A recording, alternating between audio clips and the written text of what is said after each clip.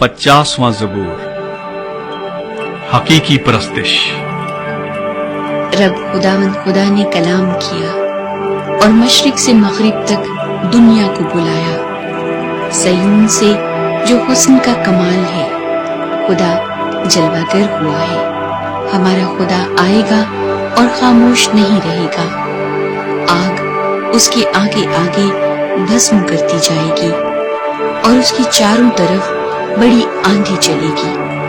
अपनी उम्मत की अदालत करने के लिए वो आसमान और जमीन को तलब करेगा कि मेरे मुक़द्दसों को मेरे हुजूर जमा करो, जिन्होंने कुर्बानी के जरिए से मेरे साथ अहद बांधा है।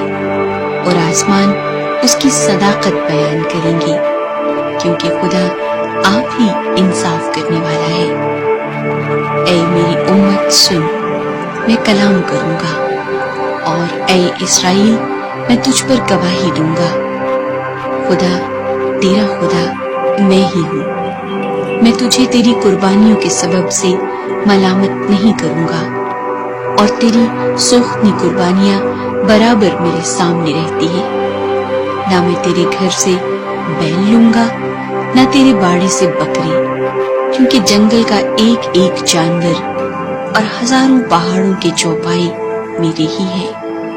मैं पहाड़ों के सब परिंदों को जानता हूँ, और मैदान के दरिंदे मेरे ही हैं। अगर मैं भूखा होता तो तुझसे न कहता, क्योंकि दुनिया और उसकी मामूरी मेरी ही है। क्या मैं सांडों का गोश्त खाऊंगा या बकरों का खून पीऊंगा? खुदा के लिए शुक्रगुजारी की कुर्बानी गुजरान, और हक ताला के लिए अपनी मन्नतें पूरी कर, और मुसीबत के दिन मुझसे फरियाद कर। मैं तुझे छुड़ाऊंगा और तू मेरी तमजीद करेगा। लेकिन खुदा शरीर से कहता है, तुझे मेरे आइन बयान करने से क्या वास्ता, और तू मेरे अहद को अपनी जबान पर क्यों लाता है, जबकि तुझे तरबियत से अदावत है और मेरी बातों को पीठ पीछे फेंक देता है। तू चोर को देखकर उससे मिल गया और जानियों का शरीक रहा है। तेरे मुंह से बदी निकलती है और तेरी जबान फरेब घड़ती है। तू बैठा बैठा अपने भाई की गीबत करता है और अपनी ही माँ के बेटे पर तोहमत लगाता है। तूने ये काम किए और मैं खामोश रहा। तूने गुमान किया कि मैं बिल्कुल तुझ ही सा हूँ, लेकिन मैं तुझे मलामत करके इनको तेरी आंखों के सामने तरतीब दूंगा।